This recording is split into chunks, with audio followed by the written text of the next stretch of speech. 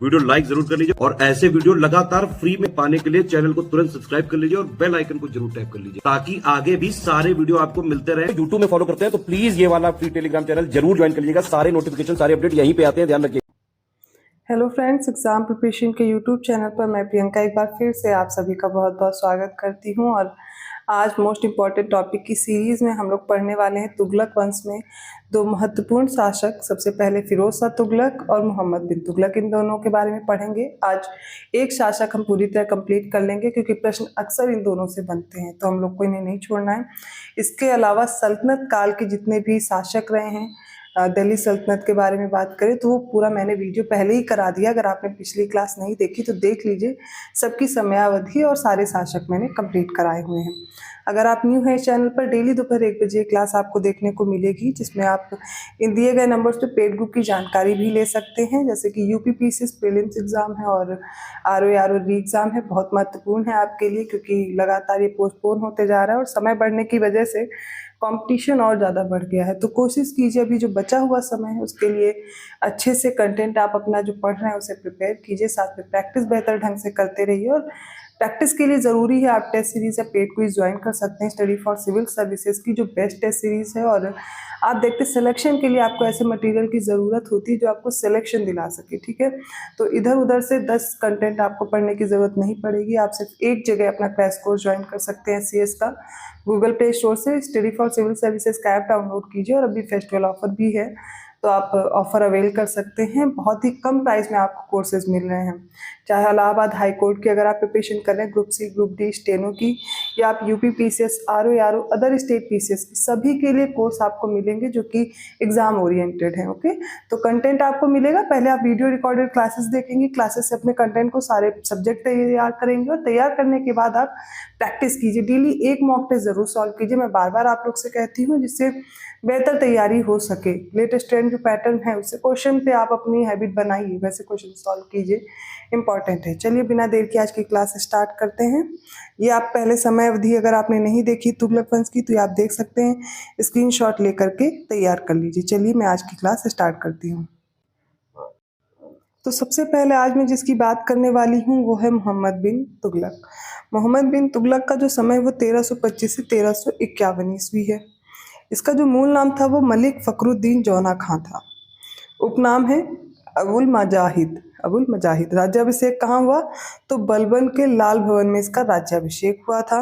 उपाधि क्या ली थी तो उलूग खां की उपाधि थी इनके पास। अल सुल्तान जिल्लीलाह थी, सिक्कों पर इसकी उपाधि का उल्लेख मिलता है। पिता गियासुद्दीन तुगलक थे और मृत्यु कब हुई 20 मार्च 1351 को। मोहम्मद बिन तुगलक के निधन पर बदायूनी ने लिखा भी था कि सुल्तान को उसकी प्रजा से और प्रजा को अपने सुल्तान से मुक्ति मिल गई। ये क्यों कहा आगे भी हम लोग समझेंगे। मोहम्मद बिन तुगलक के समय कई विद्रोह भी हुए थे, एक एक करके विद्रोह देखेंगे। जैसे कि देखिए कुल विद्रोह कितने हैं, संख्या में 34 हैं, काफी ज्यादा है। सर्वाधिक विद्रोह कैसे हुए, दक्षिण भारत में हुए कुल 27 विद्रोह।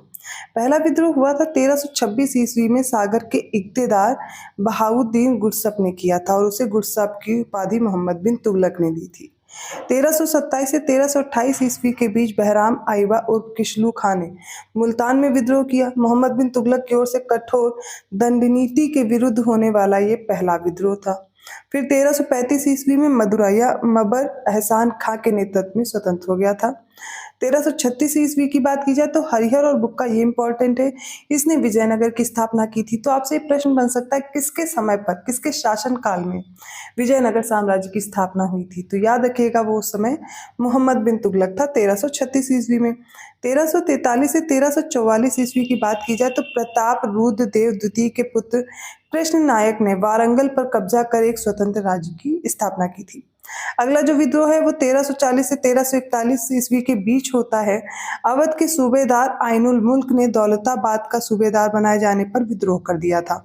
अब आगे देखते हैं और कौन कौन से विद्रोह हैं जो इम्पोर्टेंट है। 1347 ईस्वी में दौलताबाद में सत्ताधिकारी नेता था हसन गंगू, इसने बहमनी राज्य की स्थापना की। तो बहमनी राज्य हो गया, विजयनगर साम्राज्य हो गया, ये आपको याद रखना है। 1347 ईस्वी में बहमनी याद रखना है। फिर 1341 ईस्वी में मुल्तान में साहू अफगान का विद्रोह हुआ।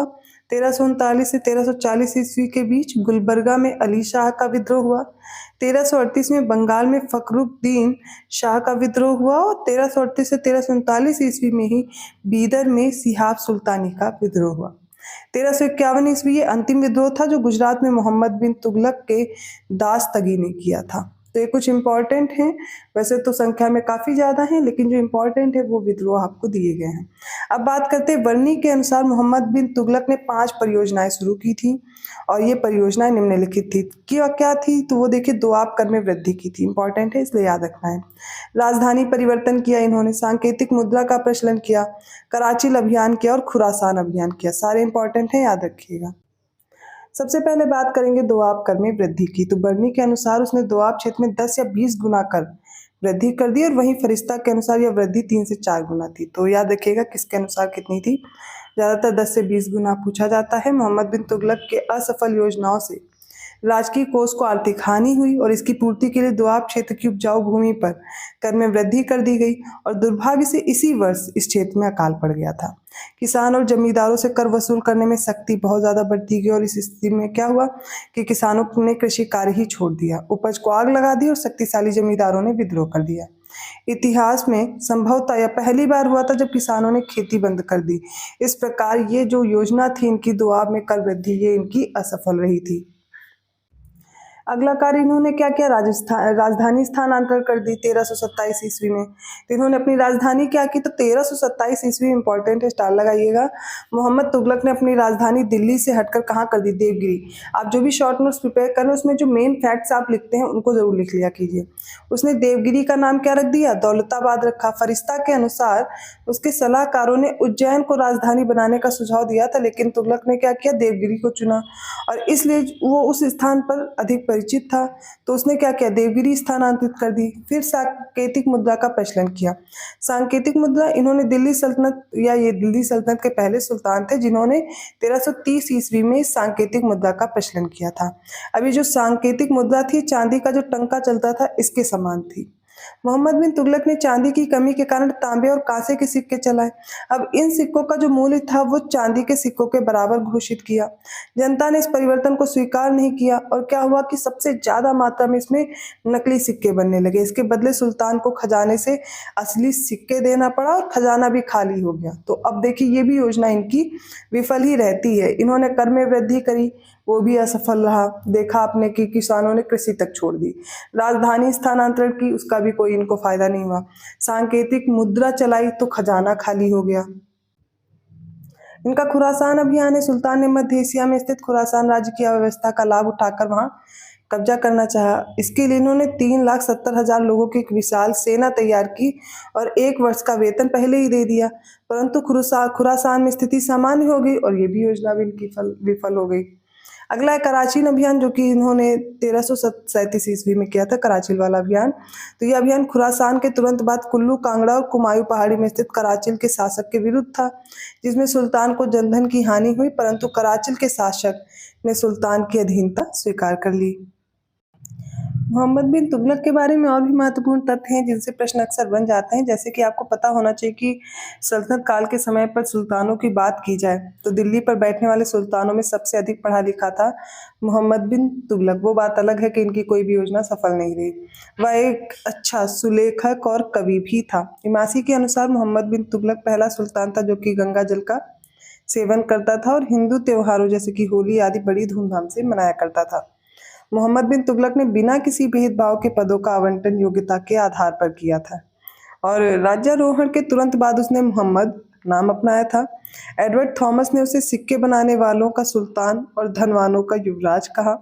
मोहम्मद तुगलक को मुद्रा शास्त्री भी कहा जाता है। राजमुंद्री अभिलेख की बात की जाए तो मोहम्मद तुगलक या उलूग खां की विजयों का उल्लेख मिलता है। तो अभिलेख याद रखिएगा कौन सा है, राजमुंद्री अभिलेख है और इस लेख में उसे दुनिया का खान कहा गया है।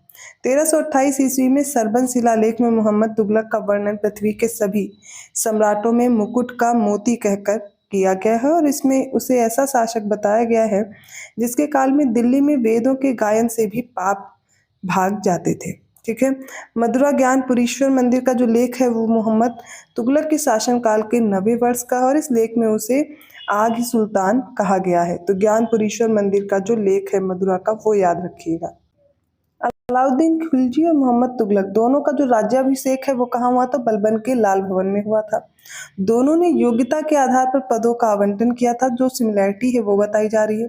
दोनों ने जो भू राजस्व की दर है वो 50% रखी।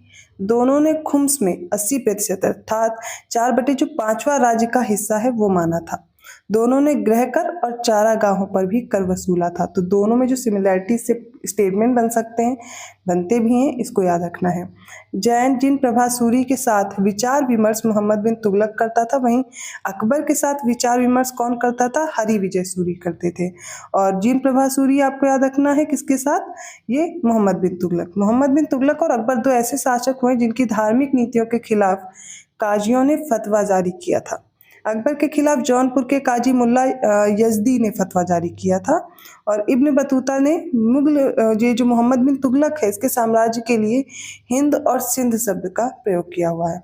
मोहम्मद तुगलक ने ही सबसे पहले अकाल संहिता का निर्माण करवाया था और इसी ने अपने सिक्कों पर अल सुल्तान जिल्ली अल्लाह, जो सुल्तान ईश्वर की छाया है, ऐसी जो उपाधि है, ठीक है, ईश्वर सुल्तान का समर्थक है, ये सारे जो वाक्य हैं वो अंकित कराए थे। मोहम्मद बिन तुगलक के द्वारा जारी स्वर्ण सिक्कों को इब्न बतूता द्वारा दीनार की संज्ञा दी गई थी। और ये जो इब्न बतूता है ये 1333 से 1347 ईस्वी तक रहता है। मोरक्को का ये मूल अफ्रीकी यात्री था और ये मोहम्मद बिन तुगलक के कार्यकाल में भारत आया था। ठीक है, 1342 ईस्वी में उसे सुल्तान का राजदूत बनाकर चीन भेजा गया। इब्न बतूता ने, इनकी पुस्तक है, कई बार पूछी गई, मैच करने को आती है, किताबुल रेहला है, कहीं कहीं पर सिर्फ रेहला का वर्णन मिलता है। तो किताबुल रेहला किसकी? इब्न बतूता की। इन्होंने अपनी पुस्तक में अपनी यात्रा का विवरण प्रस्तुत किया है और सल्तनत काल में डाक व्यवस्था का विस्तृत विवरण हमें इब्न बतूता के यात्रा वृत्तांत द्वारा प्राप्त होता है। दिल्ली में सुल्तानों में मोहम्मद बिन तुगलक पहला सुल्तान था जो हिंदुओं के त्योहारों, मुख्यतः होली में भाग लेता था और उसने गैर तुर्कों पर भारतीय मुसलमानों को भी सरकारी पदों पर नियुक्त किया था। तो आज हमने मोहम्मद बिन तुगलक के बारे में कंप्लीट किया है। आई होप आपको चीज़ें समझ में आई होंगी। ये जो फैक्ट्स हैं इंपॉर्टेंट है और बहुत ज़्यादा कंटेंट नहीं लिया गया है कि जिससे आप चीज़ें भूल जाएं। तो 1-2 बार वीडियो रिपीट करेंगे, याद हो जाएगा, भूलेगा नहीं, ध्यान रखिएगा, ठीक है। और एग्ज़ाम टाइम खासकर रिवीजन किया कीजिए जिससे जो चीज़ें आपने पहले पढ़ी हुई हैं वो ना गायब होने पाए। अगर वीडियो अच्छा लगा तो प्लीज़ लाइक ज़रूर कीजिए, चैनल को सब्सक्राइब कीजिए, ज़्यादा से ज़्यादा शेयर कीजिए। आप लोग के जो भी कमेंट आते हैं मैं कोशिश करती हूँ सबका रिप्लाई करती हूँ। अगर आपको अपना कोई सुझाव देना है या फिर आपको अपना रिव्यू देना है, कमेंट करके ज़रूर बताएं। और इसके साथ साथ आपको क्या करना है कि अभी जो पढ़ रहे हैं वो तो पढ़िए, रात को 9 बजे जो क्लास आती है उसकी प्रैक्टिस कर सकते हैं। साथ में पेड कोर्स आप ज्वाइन कर सकते हैं, यहाँ पर आप कुछ ही चीज़ें मेरे साथ पढ़ पाते हैं। और कंप्लीट कोर्स के लिए जो कि आपके एग्ज़ाम के लिए पूरा जो सिलेक्शन मटेरियल एक ही जगह मिल जाए, उसके लिए आप स्टडी फॉर सिविल सर्विसेज का कोर्स ज्वाइन कर सकते हैं। आपके लिए वो बेस्ट स्टडी मटेरियल साबित होगा। आप उससे तैयारी कीजिए और सिलेक्शन सुनिश्चित कीजिए। मैं मिलती हूँ अगली क्लास में, तब तक के लिए धन्यवाद। और डिस्क्रिप्शन बॉक्स में नंबर भी मैंने दिया है, आप उस पर कॉल या मैसेज करके जानकारी ले सकते हैं।